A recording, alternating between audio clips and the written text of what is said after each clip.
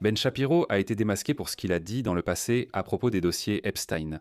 Et maintenant, il essaie de gérer et de s'énerver face à la réalité que nous connaissons tous sur ce que contiennent ces dossiers. Donc, Internet a ressorti des preuves contre Ben Shapiro depuis environ une semaine. Des anciennes prises de position, il a eu de vieux tweets à propos des dossiers Epstein, essayant de minimiser la réalité de ce qui allait se trouver dans ces dossiers, s'ils venaient un jour à être rendus publics.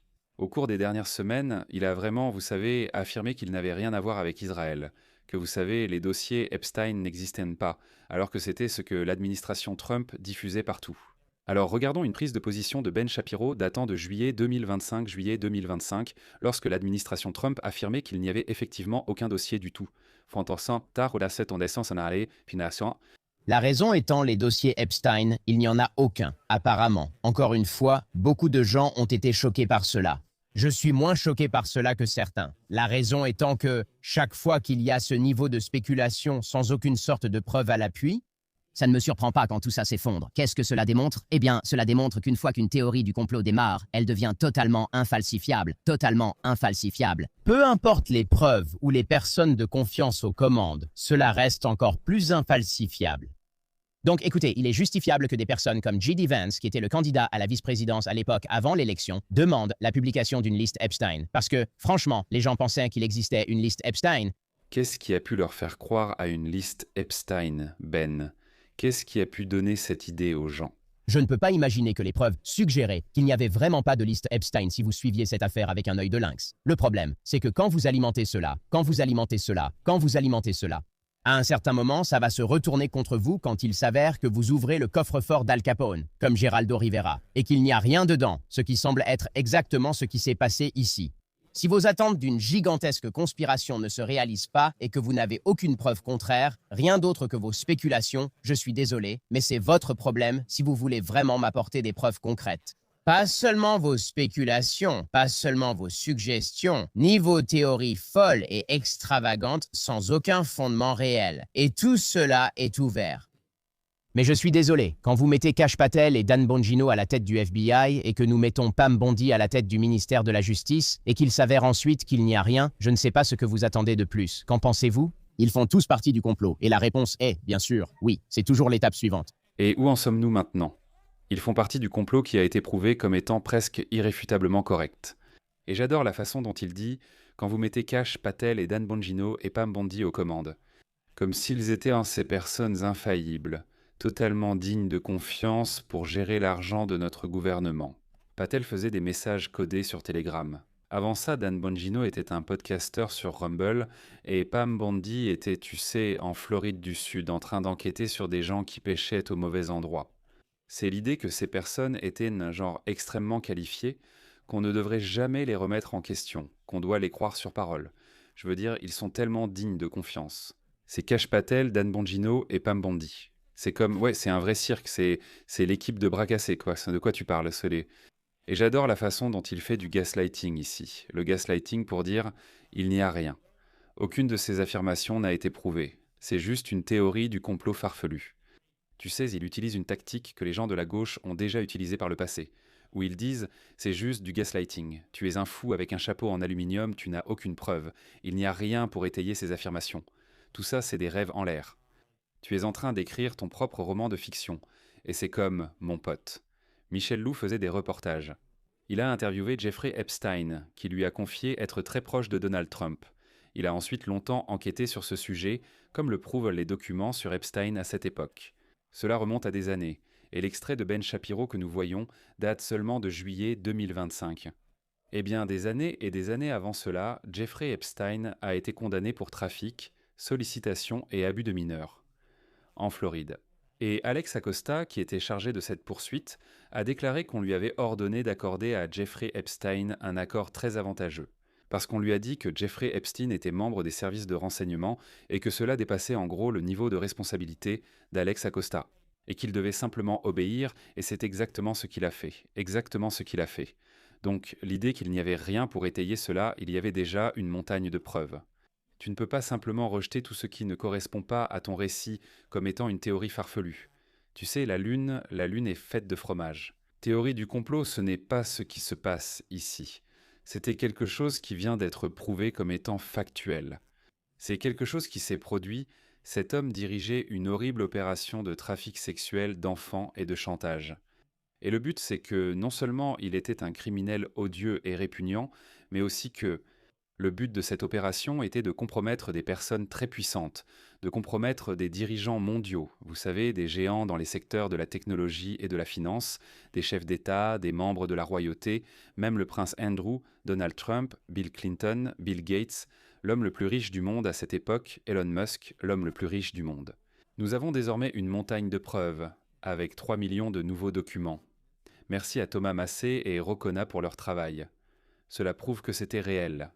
Donc cette idée d'avant, je veux dire, c'est juste que ça a très mal vieilli, comme dirait Ben Shapiro, ça a très mal vieilli. Parce que prendre simplement Pam Bondi, Kash Patel et Dan Bongino au mot, sans parler du fait que Kash Patel et Dan Bongino, quand ils étaient podcasteurs ou créateurs sur les réseaux, ils faisaient une version de ce que je fais. Avant le FBI, ils évoquaient pas les dossiers Epstein tous les 2 jours. Tous ces gens l'étaient, et comme le souligne Ben Shapiro, J.D. Vance voulait rendre ces dossiers publics. Tout le monde l'était parce qu'il savait qu'il y avait quelque chose, et il savait qu'il y avait des preuves qu'Epstein travaillait pour une opération de chantage, qu'il dirigeait, vous savez, une opération de chantage pour une agence de renseignement étrangère. Et maintenant, nous avons des preuves qu'il travaillait non seulement avec le Mossad, et qu'il dirigeait une opération de chantage. D'ailleurs, il a aussi été documenté qu'Epstein se vantait auprès des gens d'être membre du Mossad. Epstein était très proche, comme des meilleurs amis, avec Ehud Barak, l'ancien premier ministre d'Israël. Incroyable. Voici donc un autre exemple. Voici un ancien tweet de Ben Shapiro, et ensuite nous regarderons la réaction actuelle de Ben Shapiro à ce que nous savons tous maintenant qui se trouve dans les dossiers. Donc, voici le tweet de Ben Shapiro juste ici. L'affirmation selon laquelle Israël aurait quoi que ce soit à voir avec Epstein est une absurdité antisémite sans fondement. Incroyable, je veux dire, vraiment. Mais c'est juste, c'est incroyable, mec, c'est incroyable. Pourquoi est-ce que ce serait antisémite ? Pourquoi ? Pourquoi est-ce antisémite ? C'est juste un fait. Je veux dire, c'est aussi comme dire qu'un homme travaillait pour une agence de renseignement étrangère. Ce n'est pas en soi de la haine ou de l'intolérance envers une race ou un groupe religieux. Ce lien est insensé. Et le problème quand des gens comme Ben Shapiro font ce genre de choses, c'est que ça banalise la véritable intolérance. Il y a des personnes antisémites, n'est-ce pas ? Dire qu'Epstein travaillait pour le Mossad n'est en aucun cas un exemple d'antisémitisme. Ce n'est pas le cas. C'est une conclusion que les gens tiraient à partir d'une montagne de preuves et d'une montagne de reportages qui ont été faits, et maintenant il s'avère que c'était correct. Donc maintenant, on va voir. Voici Ben Shapiro en ce moment. Voici ce que Ben Shapiro a à dire sur le contenu des dossiers Epstein, maintenant que nous savons ce qu'il y a dans ces dossiers. Voyons la réaction de Ben, puisqu'il ne peut plus vous manipuler ni dire cela. C'est une théorie du complot sans fondement, il n'y a aucune preuve pour étayer cela, les gens inventant simplement ces idées extravagantes dans leur tête sans aucune preuve. Il ne peut pas dire ça, il doit au moins y répondre. Steve Bannon, après son éviction de l'administration Trump, cherchait à réhabiliter Jeffrey Epstein.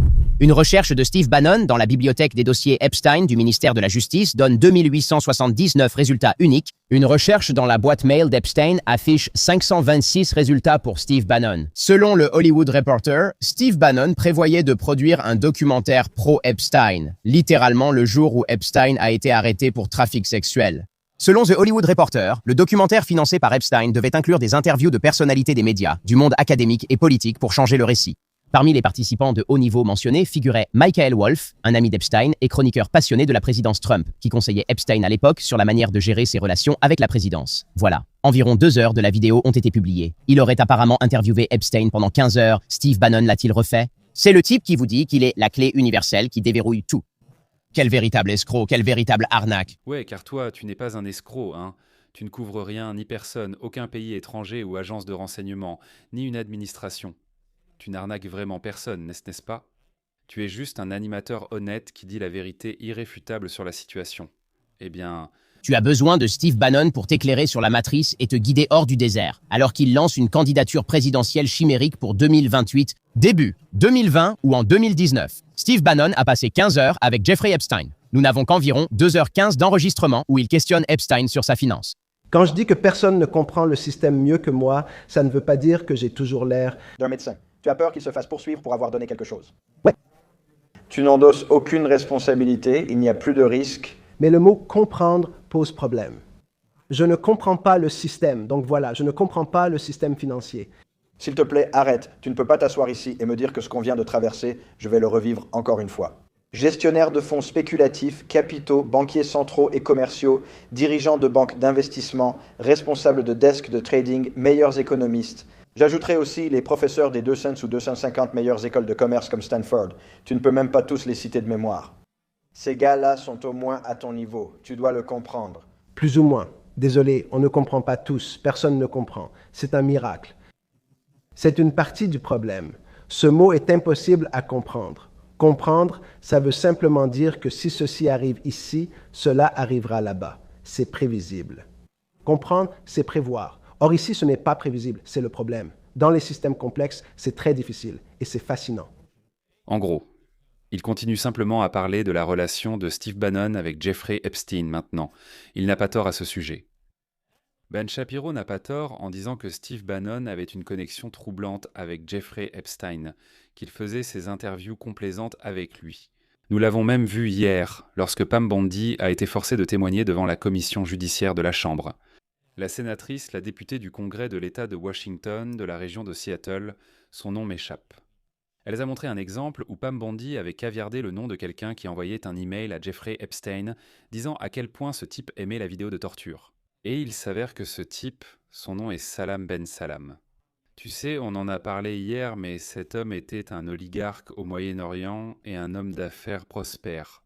Et la raison pour laquelle ils ont caviardé son nom, c'est parce que cet homme avait non seulement des liens d'affaires avec Donald Trump, mais aussi des liens personnels avec Steve Bannon. Donc Ben Shapiro a raison de critiquer Steve Bannon pour sa connexion très étroite avec Jeffrey Epstein, cependant il ne le fait pas.